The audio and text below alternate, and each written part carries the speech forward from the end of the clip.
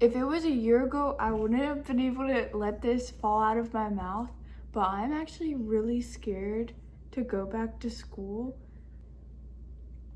because of a lot of things. I think that I've always had a big ego and I've kind of like masked it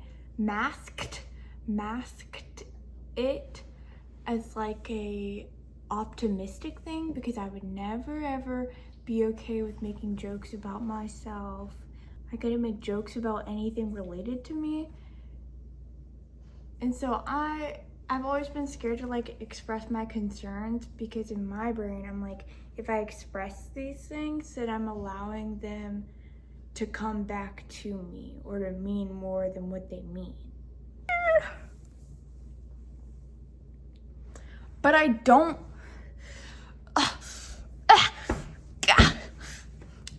think that any of that is true. No, not that.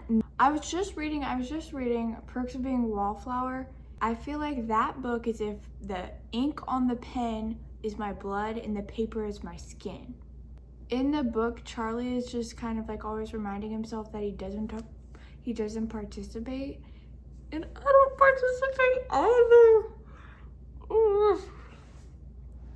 Instead of participating, I feel like I write down a laundry list of all of the perfect things that I could do to participate, and then I look at it and I'm so intimidated that then I'm just like, okay, I'm not going to do any of that, because if I attempt to do it but don't complete it, that's even worse than to not attempt it at all, which I know that's a bad way to think, but I'm trying to get over it. Like, I want to change this year for me, and not in the way that you make a New Year's decision, but just kind of in the way where you're like caterpillar butterflying out of it. Like, I don't want to force myself into being a different person with more or less concerns, but just to be like a person that allows themselves to be a person.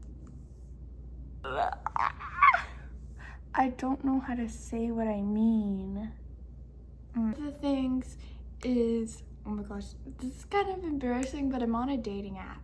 And so on the dating app, it says like what your political thingy is, and like how old you are and what school you go to, and all of these things that on paper, like, it doesn't really mean anything. But I still look at those things and I'm like, okay, well, I need somebody on paper to match all of these things, and that will be perfect. And then that's one less thing to worry about, because I like to do things in checklists. So I'm like, I need to figure out how to get my mental health right. I need to have a boyfriend so that my mom stops worrying that I'll never have kids. I need to finish my degree. I need to figure out what degree I want. All of these things that are so big that don't need like a singular check mark. They just need like a Duolingo progress bar. I need to stop concerning myself about concerns that aren't necessarily concerns. Not blowing all of these minute things out of proportion and causing more problems because I think there's problems. If that makes sense. Like, not running in a hamster wheel for something perfect when the little water thingy isn't there and there's no cheese. But there is like Dr. Pepper and grapes. You know what I mean?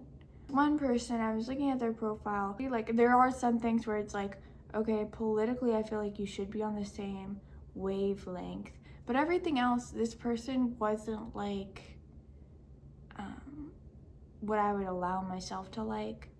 And so even with that, I was like, okay, I literally need to stop trying to be perfect and do all of these perfect little things. And that person actually ended up being like really nice compared to like all the other people that I talked to. Conversation that went on that didn't go freaking crazy out of all the people that I've talked on there, and that was really weird. And obviously, like, texting back and forth on a dating app isn't everything, but at least it's like a little bit more down on my Duolingo progress bar of being a person that can do person things. With another thing that I feel like is like tainting my mind is I feel like I don't know how to be anyone's friend. And I know that sounds like a bad thing, and I don't think it's the best thing ever, but at least I can kind of understand what I think is happening. I just kind of feel like a lot of my friends over the summer haven't texted me or called me, even after I did text and call them.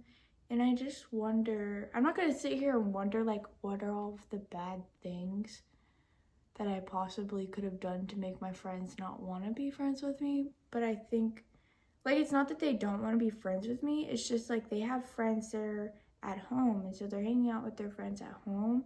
But it kind of makes me sad to feel like a secondary person, which it's not anyone's fault because I don't know my friends for that long. I've only known them for like a year or so because I'm going into the second year of college, I mean. And I think that honestly, I just need to stop thinking about it because it might not be as Marinara Trench as it is, and it might just be like a shallow pool that can barely hold pebbles. Another thing that I want to think about this year is like have one-on-one friends that don't depend on like an ecosystem of whether I can be friends with them or not. Like actually hanging out with my friends and making my friends feel like I want to be around them. I just feel like I had a really bad year last year, and I just felt like everything was collapsing in on myself, and I didn't really worry if my friends' worlds were collapsing too. Drawing back, I feel like in the moment I felt closer to my friends, but now that I'm away from my friends, I guess that I misinterpreted, because I think that what I do is my not having a filter and telling everyone everything. But now that I think about it, I am aware that that's overwhelming. People need a break from that. I also feel like I've been having a hard time like understanding how to help people feel like they can be open with me. But I think it's just like a lot of the times, a lot of the stuff that I say, it's like so overwhelming or a little bit like unfamiliar to people my age group that it's hard to feel like you can share stuff with me. And I just want to figure that out. I don't know. I think in my mom's like book, this would be a little too honest, but I rather have it recorded and be like, okay, this is how I felt at the beginning of the year, and I could see how it changes throughout the year. But also like, I don't know. I don't like keeping my feelings to myself because I feel like those things fester, and you're gonna feel what you feel no matter what. It's out of your control. But to let it fester and come out at the wrong point just kind of makes it not ingenuine, but not truthful. I feel like holding back your feelings makes you less truthful than who you are as a person. And I know that that might not make sense now, but I hope that that can make sense. I don't know.